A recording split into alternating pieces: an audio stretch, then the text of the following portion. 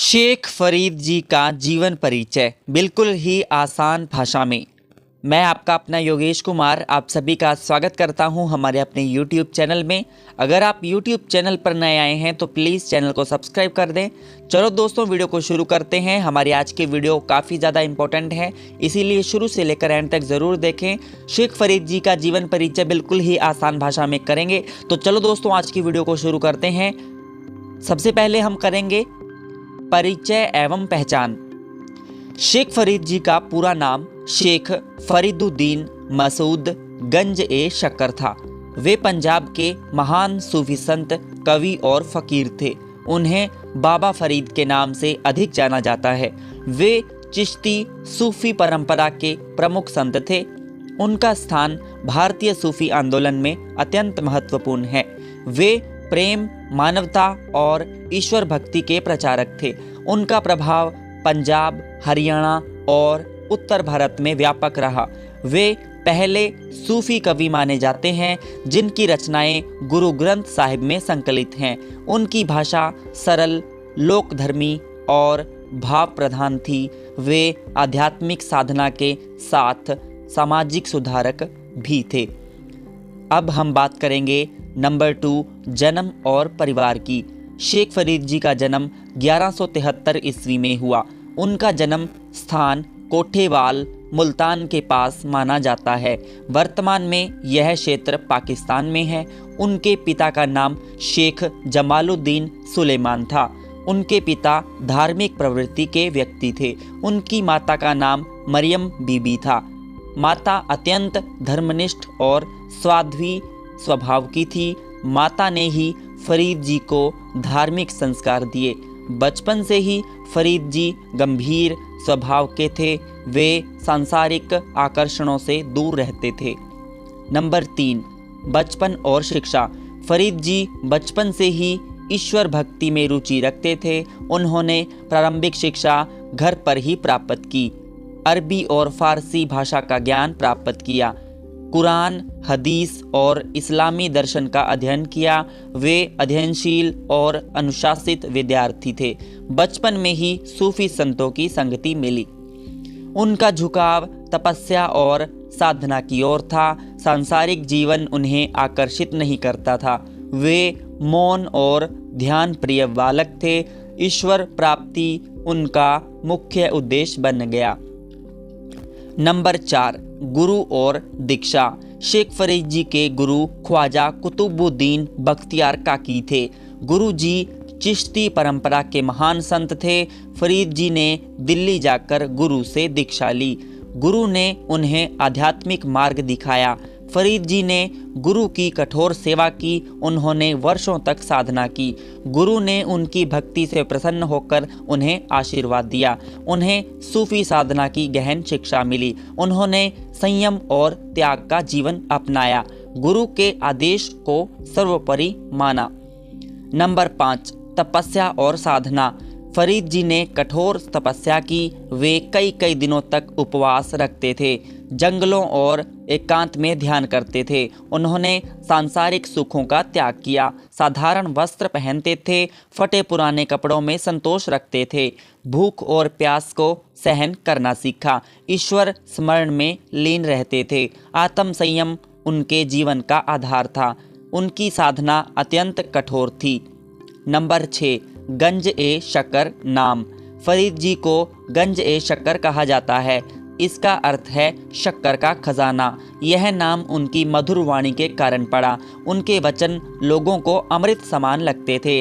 कथा है कि उन्होंने नमक को शक्कर बना दिया। यह उनकी करुणा और आशीर्वाद का प्रतीक है। लोग उन्हें चमत्कारी संत मानते हैं।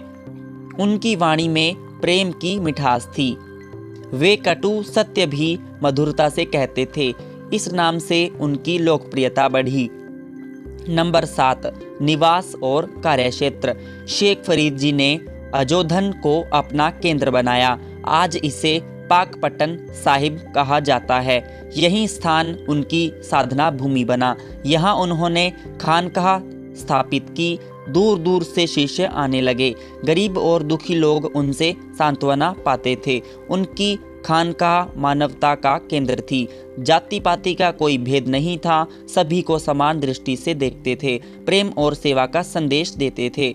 सामाजिक दृष्टिकोण। नंबर 8, सामाजिक दृष्टिकोण। शेख फरीद जी ने सामाजिक कुरीतियों का विरोध किया। उन्होंने अहंकार और पाखंड की निंदा की, 12 नंबर को व्यर्थ बताया, सच्ची भक्ति को श्रेष्ठ माना, मानव सेवा को ईश्वर सेवा कहा, गरीबों और असहायों की सहायता की। उन्होंने धार्मिक सहिष्णुता सिखाई, सभी धर्मों का सम्मान किया। वे मानव एकता के पक्षधर थे।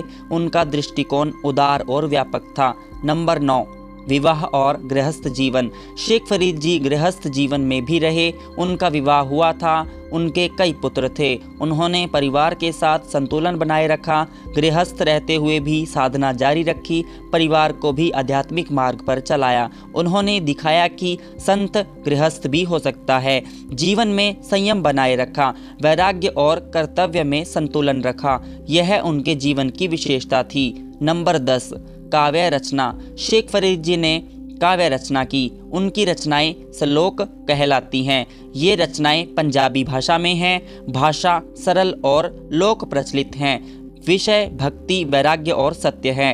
उनकी वाणी उपदेशात्मक है। इसमें जीवन का यथार्थ चित्रण है। उन्होंने आत्मा की शुद्धि पर बल दिया, सांसारिक मोह को क्षणभंगुर बताया। उनका काव्य नैतिक शिक्षा देता है। नंबर 11, गुरु ग्रंथ साहिब में स्थान। शेख फरीद जी के 112 श्लोक गुरु ग्रंथ साहिब में हैं। यह सिख धर्म में उनका सम्मान दर्शाता है। वे पहले सूफी हैं जिनकी वाणी शामिल है। गुरु नानक देव जी ने उनकी वाणी को महत्व दिया। यह धार्मिक समन्वय का उदाहरण है। उनकी वाणी सार्वभौमिक है। इसमें मानवता की भावना है। यह आध्यात्मिक एकता का प्रतीक है। सिख और सूफी परंपरा का संगम है। उनका प्रभाव स्थायी है। नंबर 12, भाषा और शैली। उनकी भाषा सहज और प्रभावशाली है। लोक मुहावरों का प्रयोग मिलता है। प्रतीकात्मक शैली अपनाई गई है। आत्मानुभूति की अभिव्यक्ति है।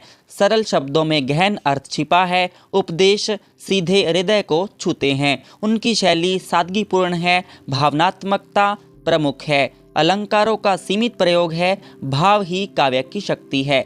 नंबर 13, दर्शन और विचार। ईश्वर एक है, यह उनका मूल सिद्धांत था। प्रेम ही ईश्वर प्राप्ति का मार्ग है। अहंकार सबसे बड़ा शत्रु है। सत्य और संयम आवश्यक है। आत्मा अमर है, संसार नश्वर है। भक्ति आडंबर से मुक्ति होनी चाहिए। मन की शुद्धि अनिवार्य है। सेवा से मोक्ष संभव है। मानव ही सच्चा मंदिर है। नंबर 14, चमत्कार और लोक कथाएं। उनके जीवन से अनेक कथाएं जुड़ी हैं। लोग उन्हें चमत्कारी संत मानते थे। बीमार लोग स्वस्थ हुए, दुखियों को सांत्वना मिली, परंतु वे चमत्कार प्रदर्शन से दूर रहते थे, सादगी को महत्व देते थे। वे समय को ईश्वर का दास मानते थे, महिमा का श्रेय ईश्वर को देते थे। विनम्रता उनकी पहचान थी। अहंकार से सदा दूर रहे। नंबर 15, अंतिम समय। शेख फरीद जी का निधन 1266 ईस्वी में हुआ। उन्होंने शांत भाव से देह त्याग दिया। उनका अंतिम स्थान पाकपट्टन साहिब है। वहां आज भी उनका दरगाह है। लाखों श्रद्धालु दर्शन को आते हैं। उसका आयोजन होता है। सभी धर्मों के लोग शामिल होते हैं। यह उनकी सार्वभौमिकता दर्शाता है। उनकी शिक्षाएं आज भी जीवित हैं। वे अमर संत हैं। नंबर 16, साहित्यिक महत्व।